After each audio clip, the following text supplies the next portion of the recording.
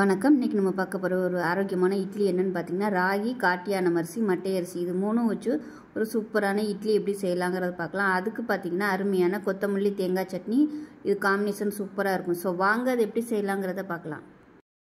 இப்போ ஒரு பவுல் எடுத்துக்கலாம். ஏதாவது ஒரு கப் எடுத்துக்கோங்க. நான் வந்து இந்த டம்ளர் எடுத்திருக்கேன். இதில் வந்து 1 டம்ளர் அளவுக்கு ராகி எடுத்துக்கலாம். அதே டம்ளரில் 1 டம்ளர் அளவுக்கு காட்டியான அரிசி எடுத்துக்கலாம். நான் அன்றைக்கி காட்டியான அரிசி எடுத்திருக்கேன். நீங்கள் வந்து எந்த அரிசி வேணாலும் எடுத்துக்கலாம். கவுனி அரிசி இல்லை மாப்பிள்ளை சம்பா அரிசி இந்த மாதிரி எது இருந்தாலும் எடுத்துக்கலாம். இப்போ அதே டம்ளரில் 1 டம்ளர் அளவுக்கு சாதாரண அரிசிக்கு பதிலாக நான் வந்து மட்டை அரிசி எடுத்திருக்கேன். உங்களுக்கு விருப்பம் இருந்தால் நீங்கள் சாதாரண அரிசி கூட சேர்த்துக்கலாம்.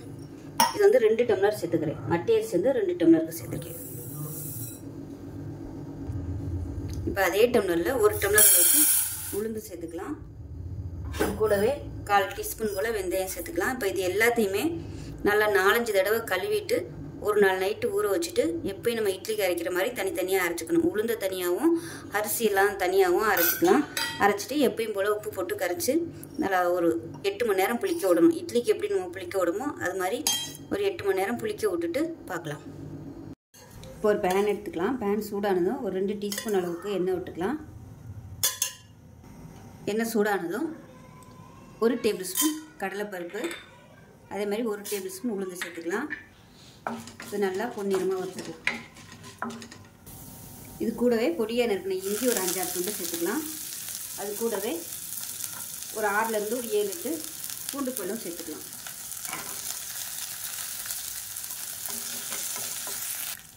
பெரிய வெங்காயம் ஒரு கைப்பிடி அளவுக்கு சேர்த்துக்கலாம். இதுக்கு பதிலாக சின்ன வெங்காயமும் நீங்கள் சேர்த்துக்கலாம்.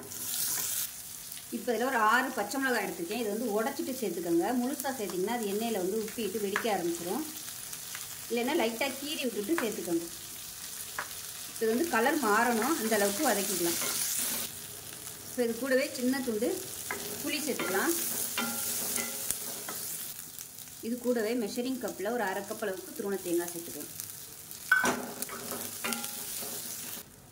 இப்போ பாருங்கள், தேங்காய் சேர்த்து நல்லா வதக்கியாச்சு. இந்த ஸ்டேஜில் நல்லா ஒரு 2 கைப்பிடி வர அளவுக்கு கொத்தமல்லியில் சேர்த்துக்கலாம். கொத்தமல்லி சேர்த்துட்டு நல்லா வதக்கி விட்டுக்கலாம். இந்த கொத்தமல்லி சுருங்குற அளவுக்கு வதக்கினா போதும், ரொம்ப வதக்கணும்னு அவசியம் இல்லை. இப்போ இந்த சட்னிக்கு தேவையான உப்பு இதிலே சேர்த்துக்கலாம். இப்போ பாருங்கள், கொத்தமல்லி எல்லாம் லைட்டாக அப்படியே வதங்க ஆரம்பிச்சிருச்சு. இந்த அளவுக்கு வதக்குனிங்கன்னா போதும். அப்போ தான் அந்த பச்சை வாசனையோட சட்னி நல்லாயிருக்கும். அமர்த்திடலாம். இதை ஆற விட்டுட்டு நல்லா நைஸாக அரைச்சிட்டு இப்போ பாருங்கள், ஆட்டி கரைச்சி வச்ச மாவு நல்லா புளிச்சிருச்சு. நல்லா காலையில் ஒரு 10 மணியை போல் ஆட்டி கரைச்சி வச்சேன். இப்போ பார்த்தீங்கன்னா மணி 8. இந்த அளவுக்கு நல்லா புளிச்சிருக்கு பாருங்கள். நல்லா சாஃப்டாக சூப்பராக இருக்குது. நல்லா மொறுமொறுன்னு புளிச்சு வந்திருக்கு. இப்போ இது வந்து நம்ம இட்லியாக ஊற்றிக்கலாம். இப்போ பார்த்தீங்கன்னா தண்ணி நல்லா தளதளன்னு கொதிக்குது. இப்போ நம்ம ஊற்றி வச்சுருக்க மாவு வந்து வச்சிடலாம். நல்லா ஒரு 4லேருந்து ஒரு 5 நிமிஷம் வேகட்டும். இப்போ பாருங்கள், சட்னி அரைச்சி ரெடி ஆயிடுச்சு. நான் வந்து நல்லா கொஞ்சம் கெட்டியாக தான் வச்சுருக்கேன். நீங்கள் தண்ணி ஊற்றி கலக்கிறதுனாலும் கலந்துக்கலாம்.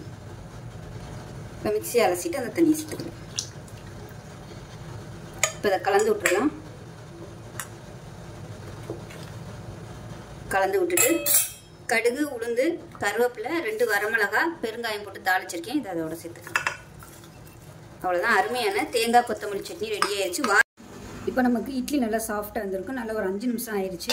இதை எடுத்துடலாம். இப்போ பாருங்கள், அருமையான இட்லியும் கொத்தமல்லி சட்னியும் ரெடி ஆயிடுச்சு. இது மாதிரி ஹெல்த்தியாக இட்லி செஞ்சு பாருங்கள். இது வந்து நல்லா குண்டு குண்டாக வரும். நான் வந்து கொஞ்சம் தண்ணியாக கரைச்சதுனால எனக்கு கொஞ்சம் இட்லி வந்து கொஞ்சம் தட்டையாயிடுச்சு. மற்றபடி கரைக்கும் போது நல்லா கொஞ்சம் கெட்டியாகவே கரைச்சிக்கிட்டிங்கன்னா உங்களுக்கு இட்லி நல்லா சூப்பராக குண்டு குண்டாக வரும். ஸோ நார்மலாக எப்பயும் போல் வெறும் அரிசியை வச்சு இட்லி தோசை பண்ணாமல் இது மாதிரி நீங்கள் ஹெல்த்தியாக செஞ்சு கொடுங்க. ரொம்ப ஆரோக்கியமாகவும் இருக்கும். டயட்டில் இருக்கிறவங்க, அதாவது டயபெட்டிக்காக இருக்கிறவங்க, டயட்டில் இருக்கிறவங்க இந்த மாதிரி இட்லி செஞ்சு சாப்பிடுங்க. உடம்புக்கு ரொம்ப ஆரோக்கியமாகவும் இருக்கும். இதில் வந்து தோசை கூட ஊற்றலாம். ஊத்தப்பம், பணியாரம் எல்லாமே இந்த மாவில் வந்து பண்ணலாம். ஸோ நான் வந்து இன்றைக்கி இட்லி தான் ஊற்றி காமிச்சிருக்கேன். தோசை ஊற்றுனீங்கனாலும் நல்லா கிறிஸ்பியாக வரும். அடுத்த வீடியோவில் நான் தோசை ஊற்றி காமிக்கிறேன். வீடியோ பிடிச்சிச்சுன்னா லைக் பண்ணுங்கள், கமெண்ட் பண்ணுங்கள், சேனலை சப்ஸ்கிரைப் பண்ணுங்கள், பக்கத்தில் பெல் பட்டனையும் ப்ரெஸ் பண்ணுங்கள். நன்றி.